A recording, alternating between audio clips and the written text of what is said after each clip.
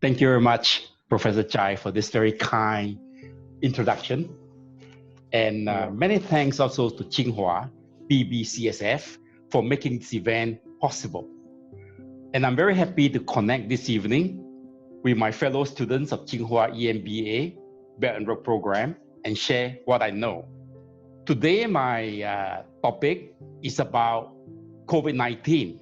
The first thing I want to say is I'm not expecting a V-shaped recovery. What we think will happen will be something along the lines of a U-shape or a W-shape or an L-shaped outlook. It is just too optimistic to think that this thing will just go away with a V-shape. We have here a combination of shocks. There's been a demand shock, a supply shock, a financial shock, and increasingly a political shock to the system. This crisis is much worse than the one we experienced called the global financial crisis of 2008. Just based on the IMF projections released about a few days ago, you can see here that in 2020, the IMF projects the US GDP to decline by 5.9%.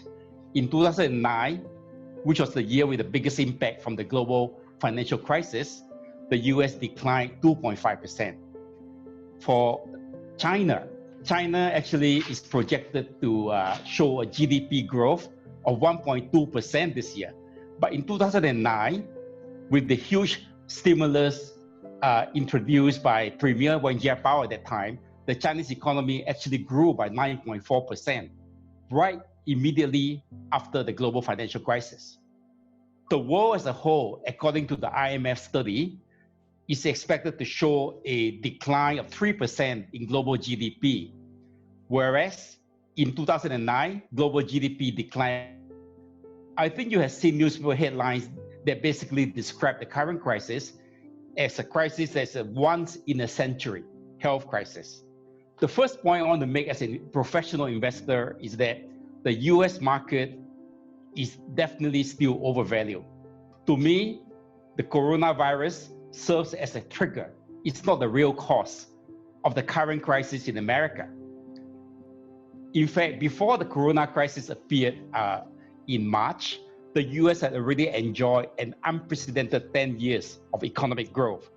And it was fueled by financial engineering and very loose money. Some people call the US style growth bubble economics. Very easy money that create asset bubbles. So that was really, in many ways, a crisis waiting to happen.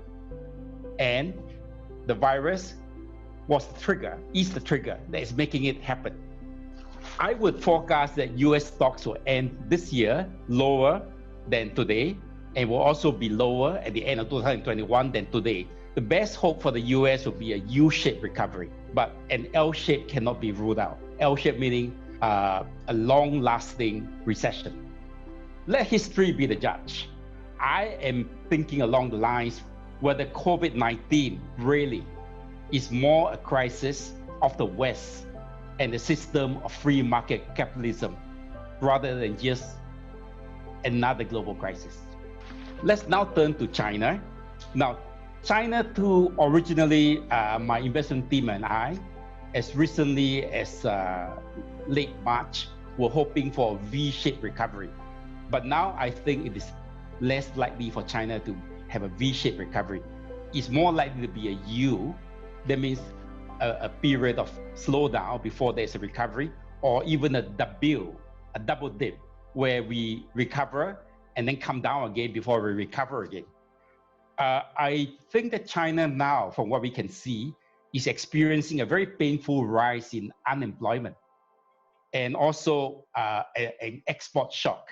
Basically, the Chinese economy needs to create between 10 to 20 million new jobs per year for people coming into the job market. We are also worried, although this risk may not be very high, but it's always there, that there could be a second wave of the coronavirus coming again. I think that there is a significant increase in anti-China sentiment in many Western countries. That cannot be denied. So I worry that China will become increasingly an isolated country, and China, although strong in hard power, is still quite weak in soft power. This is a big challenge, something that we had to face and figure out how to improve. And of course, the breakdown in Sino-American relations is a big worry too. China makes some initial mistakes, but I think comparatively speaking, China has handled the COVID-19 crisis quite well compared with the West. And it's the first in, first out of the pandemic among the major economies. China also enjoys the benefit of a huge domestic market, and the strong capital controls that some people criticize is actually now benefiting the country because it's able to act as a buffer in terms of capital flows for China to rely on its own resources to rebuild, to recover from the crisis. The Chinese system and culture of state capitalism and strong government, like it or not, it has proven effective. There's no doubt about that. And on top of that, China still has significant room for reforms and economic stimulus. I think the China story is intact. The country remains on track to become the world's biggest economy by roughly 2030 to 2035. To me, the outlook is can be described as the domestic China-Asia market in particular, which is the stocks listed in Shenzhen and Shanghai, are likely to end 2020 higher than today and continue rising in 2021. It can best be described as, for China, as a painful recovery from an event that is like a once-in-a-lifetime natural disaster. And also greatly complicated this recovery by an emerging political and economic crisis in America and a breakdown in global trust and cooperation. What is my recommended investment strategy? I've been saying this for a long time, well before the onset of the pandemic. I think the successful investor today must attack and defend at the same time. In today's situation, attack could mean buying China-related stocks and bonds for reasons we mentioned. To me, defend could include buying gold, which I like. I think gold still has some great potential in front of it, and holding cash to defend yourself.